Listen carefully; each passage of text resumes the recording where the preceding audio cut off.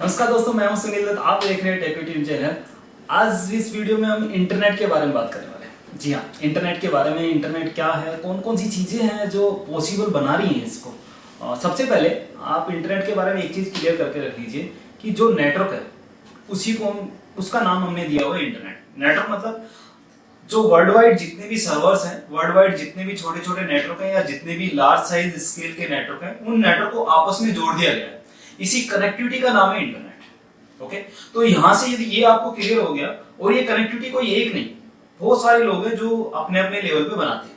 जैसे मैं यदि बात करूं कि आपके कंपनी है और उसके 4-5 जगह पे ऑफिस है, ठीक है। तो कंपनी क्या करती है, मान लीजिए 3-4-5 सिटी है, उनमें उसके ऑफिस है। तो कंपनी क्या करती है कि उन सभी जो ऑफिस है उनमें वो लैन बनाते हैं। मतलब जो वहां पे 5-7 कंप्यूटर है, 10 कंप्यूटर है, 20 कंप्यूटर है, जितने भी, उनमें आपस में क्या बनता है, लैन क्रिएट होता है। और वही लैन दूसरे ऑफिस के साथ में कनेक्ट होता है थ्रू ये फाइबर केबल, यदि डिस्टेंस ज्यादा है तो फाइबर केबल के थ्रू। और फिर वो ऑफिस तीसरे ऑफिस से, तो ऐसे करके तीनों जो ऑफिस है वो क्या होते हैं, आपस में कनेक्टिविटी बन जाती है। ठीक है। अब ऐसे ही पूरे वर्ल्ड की बात करें हम, तो जितने भी इंटरनेट पे सर्वर्स हैं, जितने भी नेटवर्क्स हैं, जितने भी कंप्यूटर डिवाइसेस हैं, जितने भी राउटर, बहुत सारी डिवाइसेस जितनी भी हैं, ये सारी डिवाइसेस क्या हैं, कनेक्ट है आपस में। और इसी कनेक्टिविटी का नाम दिया गया इंटरनेट। हाँ, इंटरनेट को कंट्रोल करने के लिए कुछ हद तक कुछ सोसाइटीज, कुछ कम्युनिटीज बनी हुई हैं और कुछ कमिटीज बनी हुई हैं जो इसको कंट्रोल करती हैं, जो प्रोटोकॉल्स बनाती हैं, जो प्रोटोकॉल्स को अप्रूव करती हैं कि हाँ एक स्टैंडर्डाइजेशन करती हैं। तो वो सारी भी चीजें आपको पता चलेंगी धीरे धीरे। ठीक है। फिर अब पहले हम बात करते हैं कि इंटरनेट में कनेक्शन होता कैसे। मान लीजिए कि मेरे पास में गूगल है, मेरे ब्राउजर है, और मैंने गूगल सर्च पे टाइप किया what is my IP address. Okay, तो सबसे पहले एक रिजल्ट आता है ना। या मान लीजिए हम एक एग्जांपल लेते हैं कि मैं एक वेबसाइट को एक्सेस करता हूं। आपने टाइप किया www.google.com।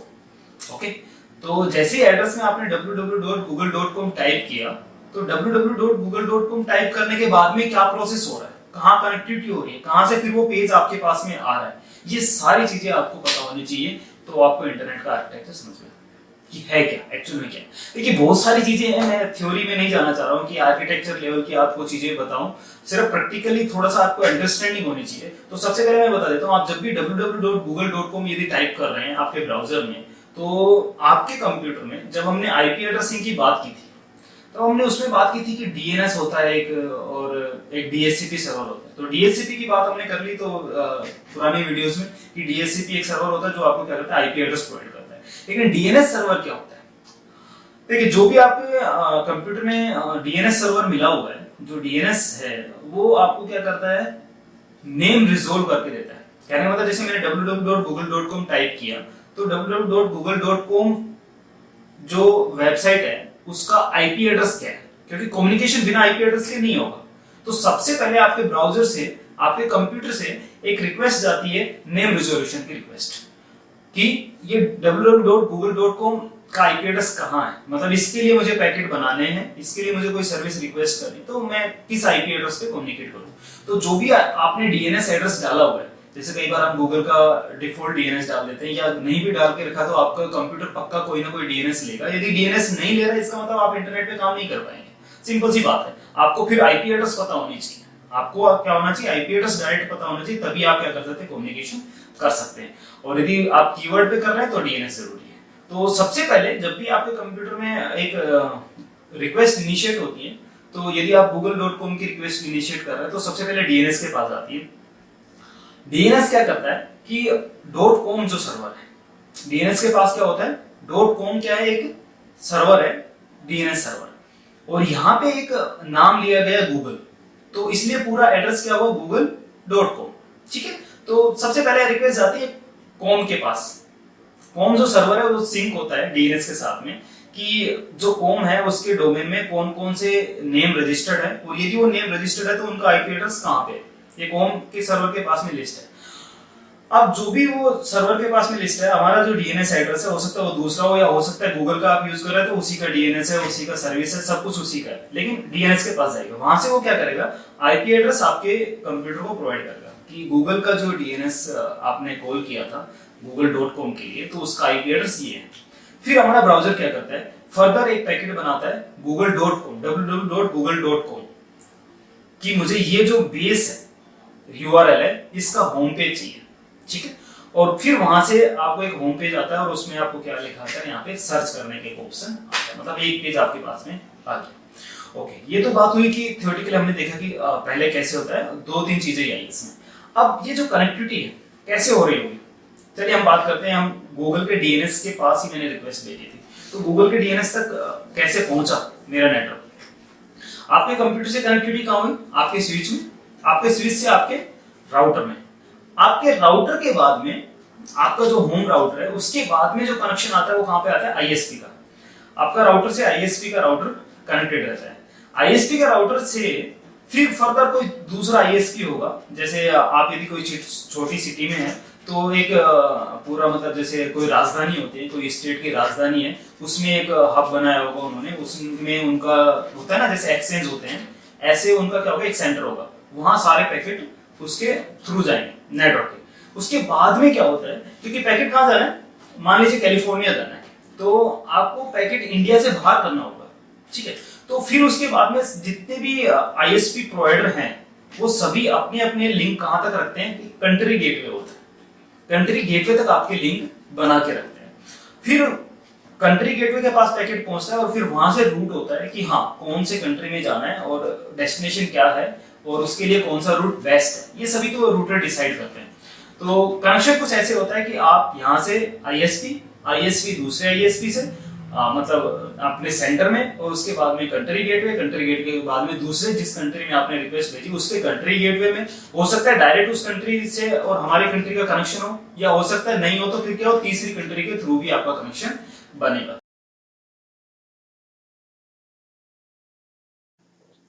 ओके, तो पहले हम देख लेते हैं कि सही में ये होता कैसे है, कैसे आपके पैकेट कहाँ कहाँ से जा रहे हैं, कौन कौन से जो कंट्री हैं या कौन कौन से जगह हैं जहाँ से आपके पैकेट होके जा रहे हैं। तो एक बार मैं एग्जांपल लेता हूँ। जैसे आपने गूगल पे सर्च किया और याहू टाइप किया और एंटर प्रेस किया, और उसके बाद में आपको यहाँ पे एक लिंक मिल गया याहू की वेबसाइट का। इस पे जैसे ही क्लिक करते हैं तो याहू की वेबसाइट ओपन हो जाती है, ठीक है। लेकिन यदि ये जो वेबसाइट आपको एक्सेस हुई है, इसके बीच में जो कनेक्शन बना है वो क्या कनेक्शन बना, कहाँ कहाँ मेरे पैकेट गए थे, वो एक बार देखते हैं हम प्रैक्टिकल कैसे होता है, ठीक है। तो उसके लिए हम कमांड प्रॉम्प्ट को यूज करेंगे, और कमांड प्रॉम्प्ट में आपको टाइप करना है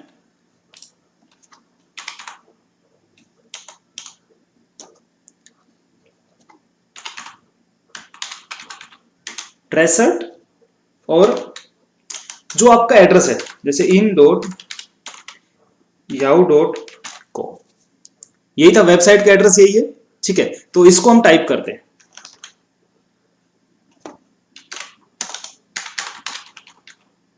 ट्रेसर्ट in.yahoo.com, ओके।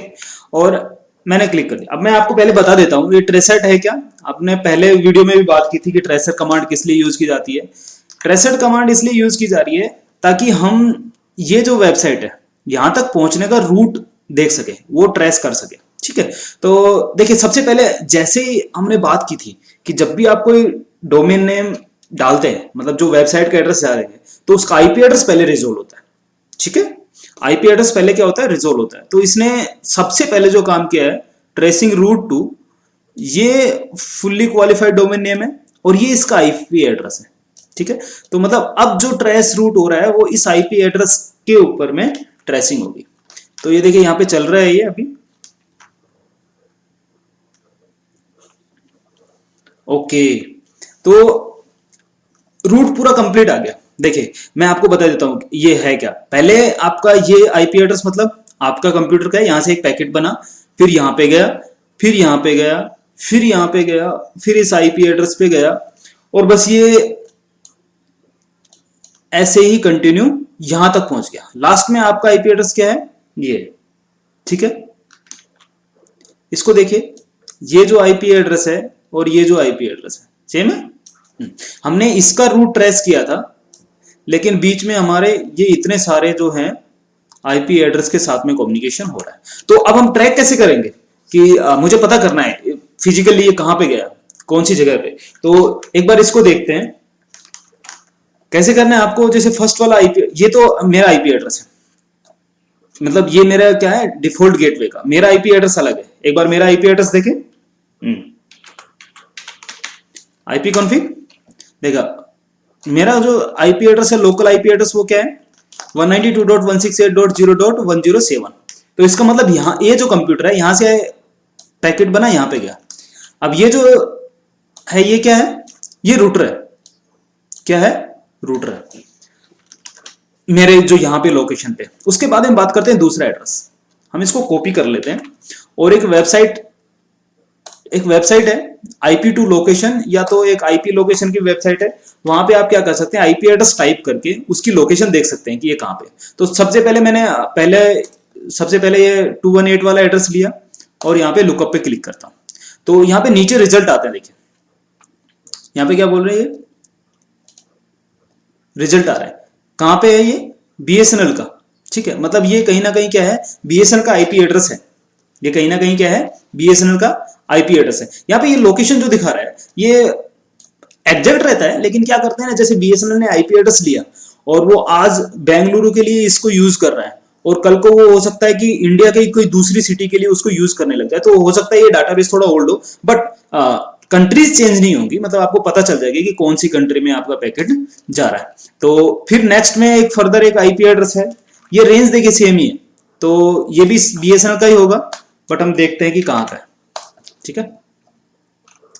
ओके ये वही है, मतलब सेम एक ही जगह पे मेरा पैकेट क्या हो रहा है रूट किया गया है। ओके उसके बाद में बात करते हैं थर्ड एड्रेस, यहां पे आए और ये मैंने कॉपी किया। अब ये एड्रेस कहां का होगा, BSNL के पास तो आ गया था, उसके बाद में आपका पैकेट कहां जा रहा है, वहीं बेंगलुरु में ही दूसरे सर्वर पे, मतलब एक सर्वर पे गया उसके बाद में दूसरे सर्वर पे फिर से जा रहा है। उसके बाद में आता है फोर्थ एड्रेस और यहां पे हम क्लिक। अब आप बोल रहे होंगे कि एक ही कंट्री में दूसरे रूटर पे क्यों लेके जा रहे हैं। देखिए नेटवर्क बहुत कॉम्प्लेक्स बना हुआ है, मतलब बहुत सारी जगहों से पैकेट आने हैं, तो इसलिए क्या है ऐसे रूटिंग होती है।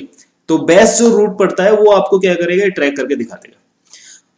ओके यहां पे चेंज हो गया, प्रोवाइडर भारती एयरटेल कौन है, BSNL का कनेक्शन है मेरे पास में, BSNL के पास ही गया पहले, मतलब ये जो थे ये क्या है BSNL का DNS है, ये जो क्या है BSNL के सर्वर हैं।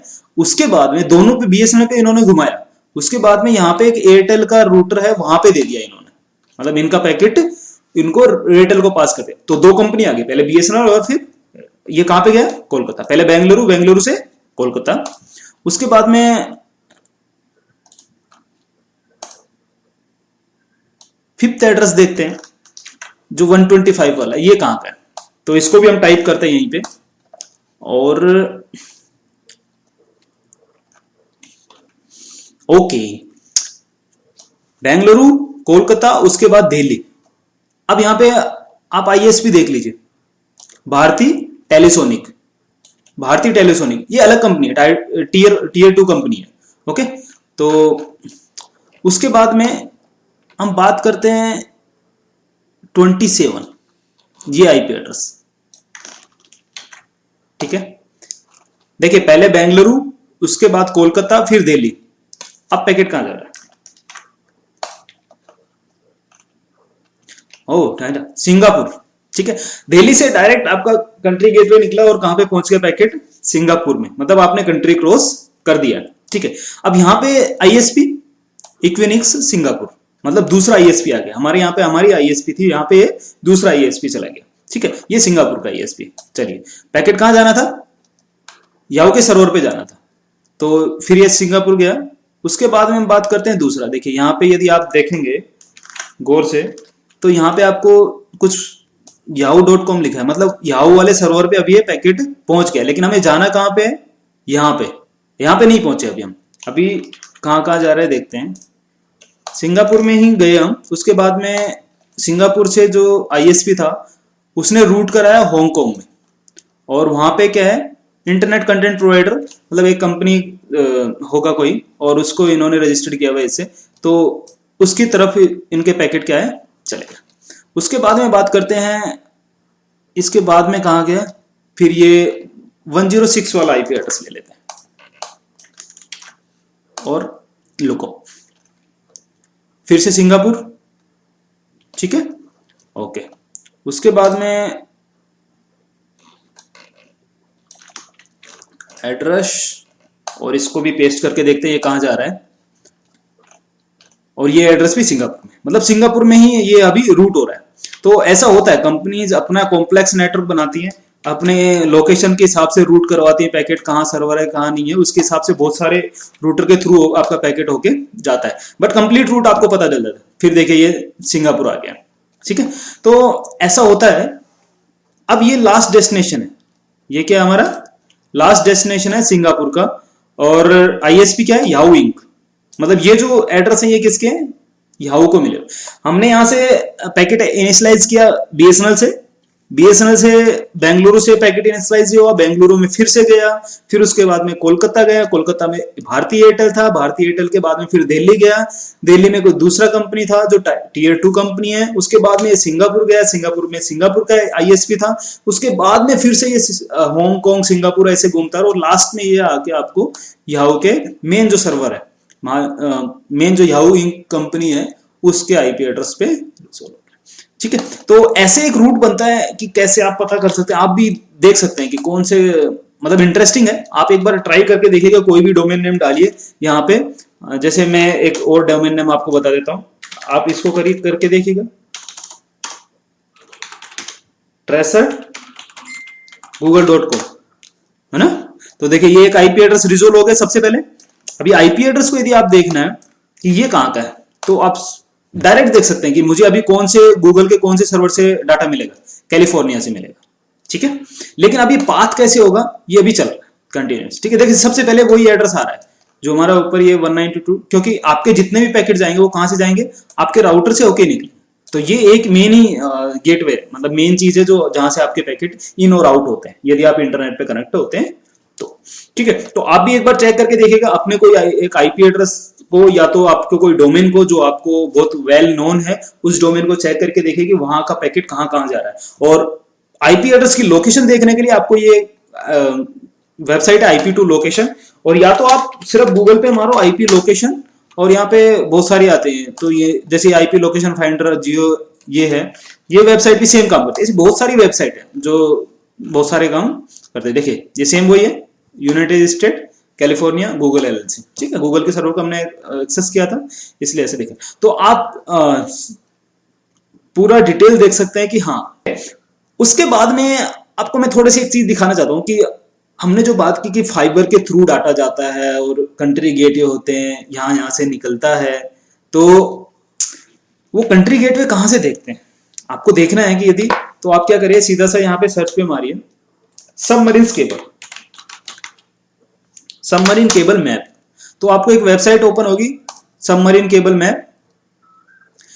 ये वेबसाइट आपको शो करती है कि आपका जो इंटरनेट है वो यदि आप दूसरी कंट्री में जाते हैं तो कहां कहां से जाता है। देखिए हमारे यहाँ पे इंडिया के अंदर कई पॉइंट है जहां से आपका डाटा इन और आउट हो सकता है। तो यहाँ पे पहले मुंबई, उसके बाद में कोचीन, और आप इसको एक बार देखिएगा कि कौन कौन से हैं आपके यहाँ पे ना, एक बार आप प्रैक्टिकली करके देखिए तो आपको पता चलेगा। फिर उसके बाद में यहाँ पे बहुत सारी डिटेल्स आती हैं, इस साइज में देखिएगा कौन कौन सी कंपनीज हैं जो यहाँ पे काम कर रही हैं, है ना। तो ऐसे आप भी देख सकते हैं। मैंने पर्टिकुलर किसी कंपनी को क्लिक किया था तो उसी कंपनी के नेटवर्क आ गए, ठीक है। आपको यदि देखना है कि सिर्फ इसी कंपनी का मुझे नेटवर्क देखने कहाँ कहाँ है, तो आप पर्टिकुलर उस कंपनी के नेटवर्क भी देख सकते हो। लेकिन यदि आपको देखना है, जैसे हम एक एग्जाम्पल लेते हैं, यहाँ पे है आपका इंडिया और ये है सऊदी अरब, तो यहाँ से आपका पैकेट कैसे गए, देखिए यहाँ कंट्री गेटवे गया और ये रेड पकड़ लीजिए आप, यहाँ पे ये अलग अलग क्या है, सऊदी अरब के भी कंट्री गेटवे हैं जहां से क्या है कनेक्शन आपको मिल रहा है। तो ये जो ये चीज है ये पूरा क्या है सबमरीन है, मतलब ये क्या है फाइबर पूरी बिछी हुई है, जैसे हमने पहले अभी 2-3 इमेजों में बताया कि फाइबर्स बिछी हुई है आपके उसके अंदर। तो ऐसे आप क्या कर सकते हैं, देख सकते हैं। अब हम बात करते हैं ये जो जितना ट्रैफिक जा रहा है मुंबई दिल्ली, और ये कितना कितना ट्रैफिक जाता है, कितनी कितनी स्पीड होती है, और ये सब चीजें आप कहां से देख सकते हो। एक ऑर्गेनाइजेशन बनाया हुआ है इंडिया के लिए, NIXI, National Internet Exchange of India, मतलब बहुत सारी जो कंपनियां जो इंटरनेट स्टेब्लिश करती हैं यहाँ पे, तो उनका एक नेटवर्क बना हुआ है। तो उनकी वेबसाइट पे जाके और मैं होम पेज पे लेके आपको दिखाता हूँ। वेबसाइट पे जाके और आप यहाँ पे क्लिक करिए, देखिए यहाँ पे तो आपको स्टैटिक्स आ जाती है। टोटल लोड ये है अभी इंडिया का जो लोड है, और उसके बाद में यदि आप लोकेशन वाइज देखें तो यहाँ पे देखिए एग्रीगेटेड ट्रैफिक ये है 140 GB, मतलब इतना आ रहा है डाटा ना। और यहाँ पे यदि आप देखेंगे कि सिर्फ मुंबई से 68 GB तक का जाता है। फिर बाकी अलग अलग जो कंट्री गेटवे हैं, दिल्ली है, चेन्नई है, कोलकाता है, इन सब से भी क्या है आपका डाटा जाता है। तो ये आप यदि देखना चाहते हैं तो यहाँ से देख सकते हैं। अब ये आपको ये लग रहा है कि ये कम क्यों हो गया यहाँ पे, तो कम इसलिए हो रहा है कि देखिए यहाँ पे 22 और यहाँ पे 12, रात के 12 बज गए, उसके बाद में आपका ट्रैफिक क्या होता है, डाउन हो जाता है ना। लोग सोते हैं रात में, ठीक है, सब हमारी तरह नहीं होते जो जग रहे हैं। चलिए, तो आप ऐसे देख सकते हैं कि कितना ट्रैफिक अभी जा रहा है। ट्रैफिक एनालिसिस भी आप देख सकते हैं कि इंटरनेट का ट्रैफिक एनालिसिस कैसे होता है। ओके, तो अब बात करते हैं हम कि जो टीयर 1, टीयर 2, टीयर 3 ISP होते हैं, जो इंटरनेट की बैकबोन बनाते हैं, मतलब इंटरनेट की जो कनेक्टिविटी होती है उसको स्टेब्लिश करती हैं ये कंपनीज। तो इनका स्टेब्लिशमेंट कैसे होता है, यदि आप बात करें कि एक कंट्री से जो दूसरी कंट्री, मतलब जो सबमरीन्स केबल्स आपने बताए, वो सबमरीन्स जो केबल्स हैं वो जो बिछाने के वो उनका जो नेटवर्क बनता है, वो नेटवर्क कौन बनाते हैं, टीयर 1 कंपनी बनाती है। जैसे इंडिया से लेके कनाडा तक, इंडिया से लेके सऊदी अरब तक, ऐसे जितनी सारी केबल्स, बहुत सारी केबल्स क्या है, सबमरीन्स केबल बिछाई जाती है जो समुद्र के नीचे रहती हैं, फाइबर केबल्स हैं। और उनकी एक एक केबल की स्पीड बहुत 100, 200 Gbps तक रहती है, और भी बहुत ज्यादा हो सकती है। उसके बाद में बात आती है आपके कंट्री, एक कंट्री से लेकर दूसरे कंट्री तक पैकेट पहुंच गया, बट आपकी कंट्री में अब आ गया, अब आप तक पहुंचाना है वो पैकेट, तो आपकी कंट्री में भी एक नेटवर्क क्रिएट होगा। वो कंट्री में जो नेटवर्क क्रिएट होता है फाइबर का, वो कौन करते हैं, टीयर 2 कंपनी करती है, ठीक है। उसके बाद में बात आती है कि यूजर तक पहुंचाना है, मतलब आप तक पहुंचाना है, तो आप तक कौन पहुंचाता है, टीयर 3 ISP होती हैं, जैसे कि आपके BSNL है, एयरटेल है, और भी जियो तो टीयर 1, टीयर 2, टीयर 3 तीनों कंपनी है। टीयर 1 तो पूरी नहीं कह सकते, लेकिन हाँ कुछ जैसे एशिया पैसिफिक जितने रीजन है वहां पे जियो का खुद का फाइबर बिछा हुआ है, मतलब एशिया पैसिफिक रीजन के जितनी भी कंट्रीज हैं उनमें यदि आप पैकेट भेजते हैं तो जियो को किसी को कुछ पे करना नहीं होता है। ये कंपनियां कैसे चलती हैं, जैसे टीयर 3 पे करता है टीयर 2 को कनेक्शन लेने के लिए, टीयर 1 को पे करता है, फिर ये जो कनेक्टिविटी बनती है, ये कनेक्टिविटी के पैसे देते हैं, ये आपस में शेयर करते हैं, और उसी जो इनका जो खर्चा बनता है वो हम जो यूजर है उनसे वसूला जाता है कि आप को जो इंटरनेट कनेक्टिविटी प्रोवाइड की जा रही है उसके एवज में, ठीक है। तो ऐसे एक स्ट्रक्चर होता है। और आप यदि बात करना चाहें कि कौन कौन सी कंपनीज हैं जो टीयर 1, टीयर 2, टीयर 3 होती है, तो टीयर 1 के कुछ एग्जांपल ये हैं, यहाँ पे ये वर्ल्ड वाइड है इसलिए आपको ये दिखा रहे हैं, ठीक है। और यहाँ पे कुछ टीयर 2 की कंपनी है, ये हमारी इंडिया की नहीं है, बट इंडिया में भी ऐसे ही कंपनीज हैं। आपको ये कंसेप्ट समझ में आ गया होगा कि टीयर 1, टीयर 2, टीयर 3 क्या है और इनका यूज क्या है, ये कंपनी कहाँ रोल प्ले करती है। तो कहने का मतलब ये है कि कोई एक पर्सन नहीं है जो जिसने पूरा इंटरनेट ऑन किया। I think tier 1, tier 2, tier 3 ISP क्या है, थोड़ा कुछ आपको अंडरस्टैंडिंग हो गई है।